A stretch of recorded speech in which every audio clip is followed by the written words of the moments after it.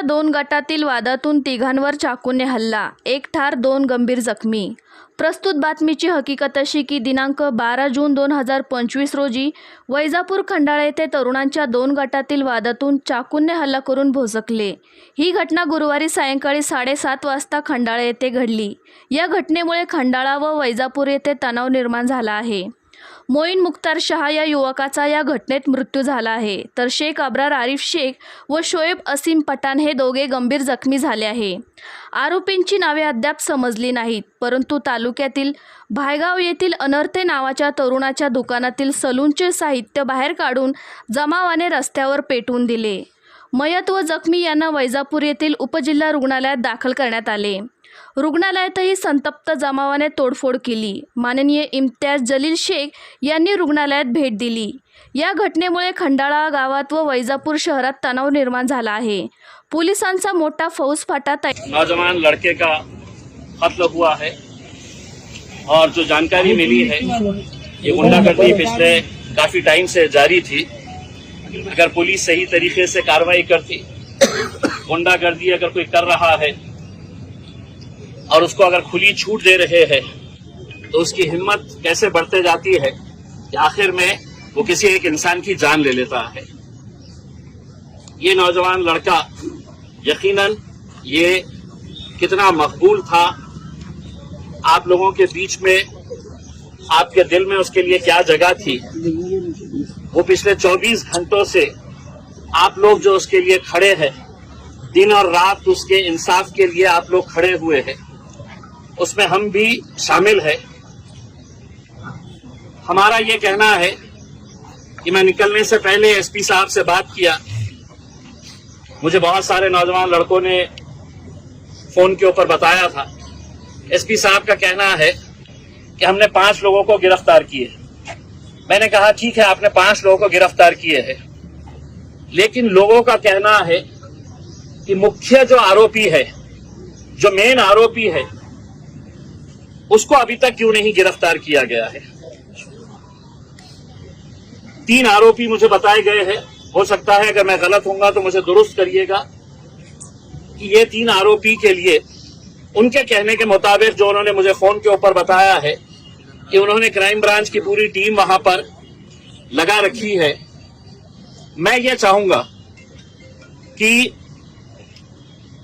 ये नौजवान बच्चे के, चूंकि उसको वालिद नहीं थे, मामू ने पाल पोस कर बड़ा किया है, तो हम तीनों मामुओं के साथ में जाके एसपी साहब के पास बैठते हैं, बात करते हैं, उनका क्या कहना है समझ के लेते हैं, और जो भी फैसला रहेगा वो उनके मामू और यहाँ के जितने भी आप नौजवान लड़के हैं, आप लोगों की मर्जी के हिसाब से आगे जो भी करना है।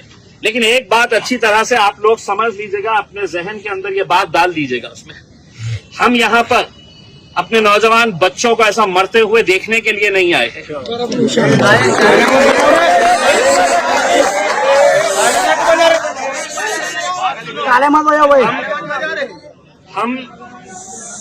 मैं किसी हालत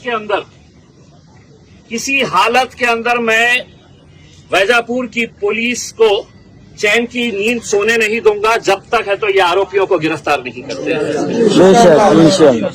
और हम पूरी ताकत के साथ, क्योंकि हम ये यहाँ पर इस मुल्क के अंदर हम ये नजारा, ये मंजर देखने के लिए नहीं है हम कि हमारे बच्चे ऐसे ही सड़क के ऊपर मारे जाएंगे, आरोपी फरार हो जाएंगे, कोई उन्हें दबा के रखेगा, छुपा के रखेगा करके उसमें। और मैं आपको इतना भी यकीन दिलाता हूँ, इसके लिए अच्छे से अच्छा जो भी वकील रहेगा, इंशाल्लाह हम पूरी ताकत लगाकर, एक बेहतरीन वकील लगाकर, इसको कड़ी से कड़ी सजा कैसी मिलती है इंशाल्लाह वो दिलाने के लिए भी हम पूरी जद्दोजहद करेंगे, पूरी कोशिश करेंगे। सिर्फ मेरी आप लोगों से अदबन ये गुजारिश है, मैं आपके गुस्से को समझ सकता हूँ, आपकी नाराजगी को मैं समझ सकता हूँ, लेकिन हमें अगर कोई फैसला करना है तो अब हम जज्बात के साथ नहीं कर सकते। अब कानून के साथ अगर हमें लड़ाई लड़ने का है तो हमको कानून के दायरे के अंदर रहते हुए, वरना ये लोग इंतजार करते बैठे हुए हैं कि इनके डंडे, इनकी बंदूकें, आपका सीना ये गोलियां आपके ऊपर बरसाने के लिए बैठे हुए हैं, ये डंडे आपके लिए चलवाने के लिए बैठे हुए हैं। मैं आप लोगों से सिर्फ इतनी अदबन गुजारिश करूंगा कि अगर हल्ला गुल्ला करेंगे तो नतीजे नहीं निकलेंगे। आप जितने लोग हैं यहां पर बैठिएगा। मैं इनके तीनों मामुओं के साथ हम पुलिस के एसपी के ऑफिस के पास जाते हैं, एसपी के साथ बैठ के है तो पूरी बातचीत करते हैं। जो भी बातचीत निकल कर आती है, जो भी, मैं दोबारा यहां पर आता हूं। उसके बाद अगर इनके मामू जो फैसला करते हैं वो फैसले के हिसाब से हम आगे, अगर वो बोले इन्हें हमें यहीं पर बैठना है करके तो फिर हम यहीं पर बैठेंगे। अगर ये जो भी फैसला करते हैं उस हिसाब से, लेकिन हल्लड़बाजी ना करते हुए, कोई नारेबाजी ना करते हुए। देखिए अपने घर का एक बच्चे का इंतकाल हुआ है, यहाँ पर हम तालियां बटोरने के लिए थोड़ी आए हैं।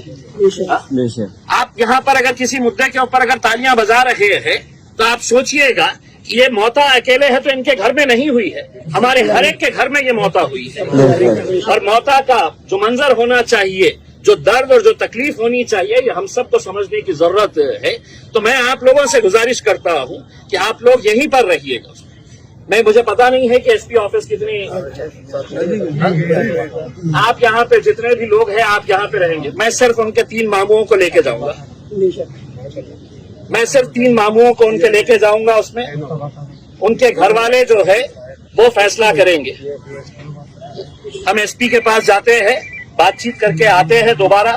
आप लोग यहीं पे रहिएगा। उसमें इंशाल्लाह ये दबाव इतना पुलिस के ऊपर डालेंगे कि जल्द से जल्द कैसे आरोपियों को पकड़ा जा सकता है।